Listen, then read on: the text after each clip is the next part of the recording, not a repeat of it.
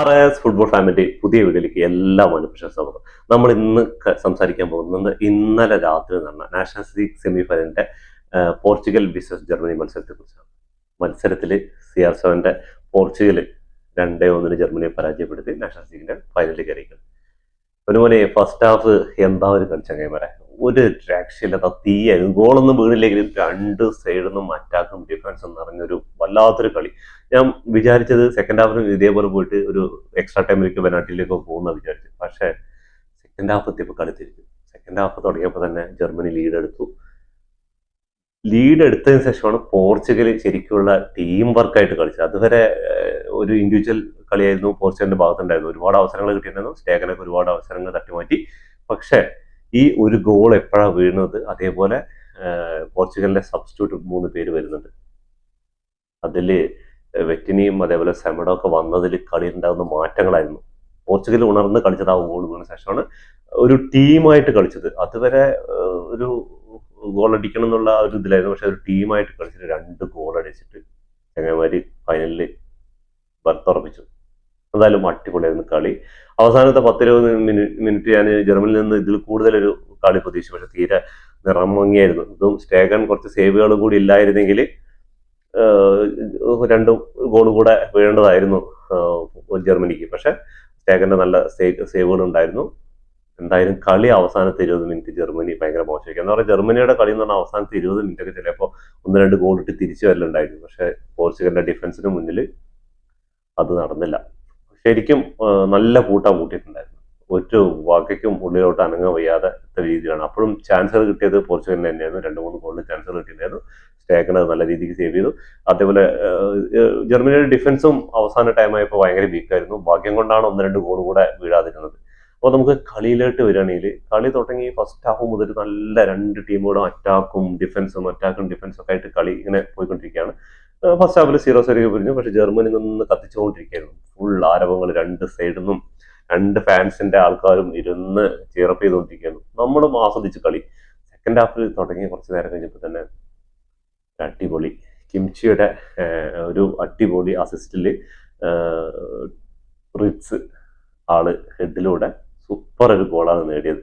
അപ്പോൾ തന്നെ ജർമ്മനി ഏകദേശം പോർച്ചുഗലിന്റെ കാര്യം തീരുമാനമായി എന്ന് വിചാരിച്ചിട്ടുണ്ടായിരുന്നു. ജർമ്മനി ഇനി ഒരു ഗോളും കൂടി ഇടും, അങ്ങനെയുള്ളൊരു കളി നടക്കും വിചാരിച്ചു. പക്ഷെ ജർമ്മനിയുടെ തിരിച്ചുവരവ് ആ ഗോളിൽ നിന്നായിരുന്നു. പോർച്ചുഗലിന്റെ തിരിച്ചുവരവ് ആ ഗോളിൽ നിന്നായിരുന്നു. അതിസുന്ദരമായിട്ടുള്ള കംബാക്ക് ആയിരുന്നു. 2-1 വിജയിച്ചു അവർ ഫൈനലിലേക്ക് കയറിയിട്ടുണ്ട്. സെക്കൻഡ് ഹാഫ് തുടങ്ങി 48-ാം മിനിറ്റിൽ കിംച്ചിയുടെ ഒരു സുന്ദരമായ അസിസ്റ്റോടെ ബ്രിഡ്സിൽ ഒരു ഹെഡറിലൂടെ അടിപൊളി ഒരു ഗോൾ നേടി ജർമ്മനി മുന്നിലെത്താണ്. ജർമ്മനി മുന്നിലെത്തി കഴിഞ്ഞാൽ പിന്നെ നമ്മൾ വിചാരിച്ചു ജർമ്മനി ഇനിയും ഒരു ഗോൾ കൂടെ അടിക്കാൻ വേണ്ടിയിട്ട് നിൽക്കുന്നത്. പക്ഷെ ജർമ്മനി ഗോൾ അടിച്ചു. അതോടുകൂടി പോർച്ചുഗലിന്റെ കോച്ച് 3 സബ്സ്റ്റിറ്റ്യൂട്ടുകൾ ഇറക്കി വിടാം. 2 നെവാസിനെ പിൻവലിച്ച് അതേപോലെ ട്രിങ്കാവോനെ പിൻവലിച്ചു. ട്രിങ്കാവോയ്ക്ക് പകരം സെമഡോനെ കൊണ്ടുവന്നു. പിന്നെ വെറ്റിനെ കൊണ്ടുവന്നു. അതേപോലെ തന്നെ നമ്മുടെ ഗോൾ അടിച്ച ചങ്ങായി. അതിനുശേഷം ഫ്രാൻസിസ്കോനെ കൊണ്ടുവന്നു. ഇവർ 3 പേര് സബ്സ്റ്റിറ്റ്യൂട്ട് ആയിട്ട് വന്നിട്ട് ഫ്രാൻസിസ്കോണ് ആ ഫസ്റ്റ് ഗോൾ അടിക്കുന്നത്. മോനെ ഒരു രക്ഷയില്ല, എന്ത് ഗോൾ എന്നറിയാം, ഒന്നും പറയാനില്ല. ആ ഒരിക്കലും സ്റ്റേഗൻ വരെ പ്രതീക്ഷ ഉണ്ടായിരുന്നില്ല ആ ഗോള് അങ്ങനെ ഒരു ഷോട്ട് വരുന്നത്. റണ്ണിങ്ങിൽ കൊണ്ടിരിക്കുക, ആർക്കെങ്കിലും പാസ് കൊടുക്കുന്ന വിചാരിച്ചു. പെനാൽറ്റി ബോക്സിന്റെ എടുത്തൊരു വോളി.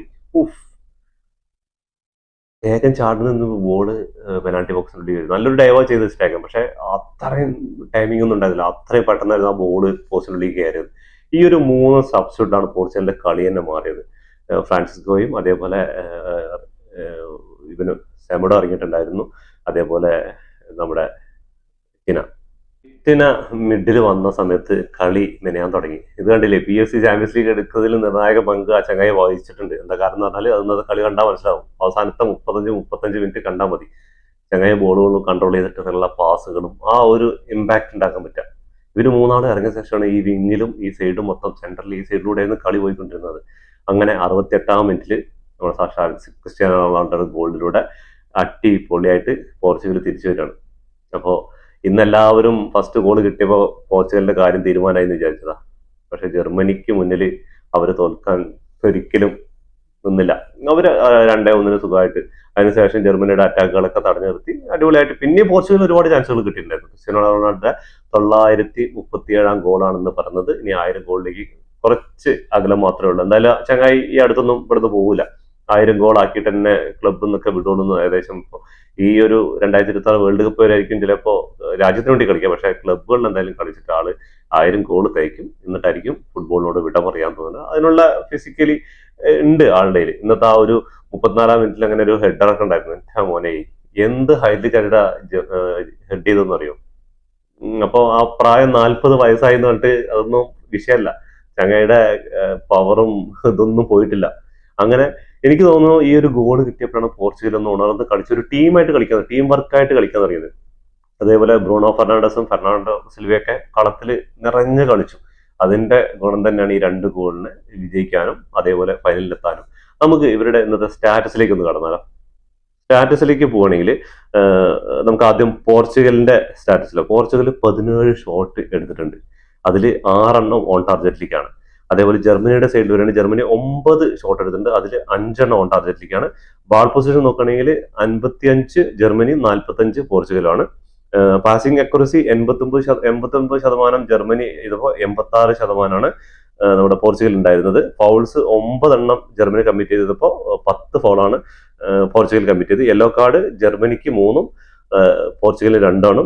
ഓഫ് സൈഡ് 3 ഇവിടെ പോർച്ചുഗലിന്റെ ഭാഗത്തുനിന്ന് 0 ആയിരുന്നു.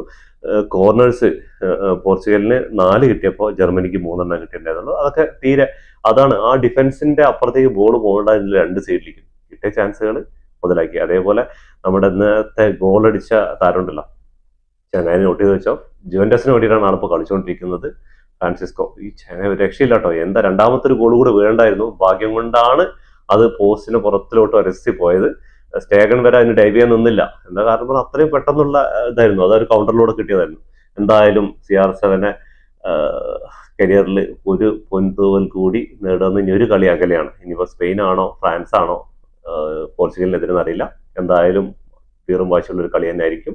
ഇതോടുകൂടി ഈ വീഡിയോ ഇവിടെ അവസാനിക്കുന്നു. ഫുട്ബോൾ ലോകത്തെ പുതിയ വിശേഷങ്ങളുമായി വീണ്ടും കാണുന്നവരെ ടാറ്റ ബൈ ബൈ. ഈ വീഡിയോ ഇഷ്ടപ്പെട്ട ലൈക്ക് ചെയ്യുക, ഷെയർ ചെയ്യുക, സബ്സ്ക്രൈബ് ചെയ്യുക. സബ്സ്ക്രൈബ് ബട്ടൺ അടുത്തുള്ള ബെല്ലൈക്കൻ ഒന്ന് ക്ലിക്ക് ചെയ്യുക. ഞങ്ങൾ പുതിയ വീഡിയോയിൽ നോട്ടിഫിക്കേഷൻ എത്തിച്ചേരുന്നതായിരിക്കും.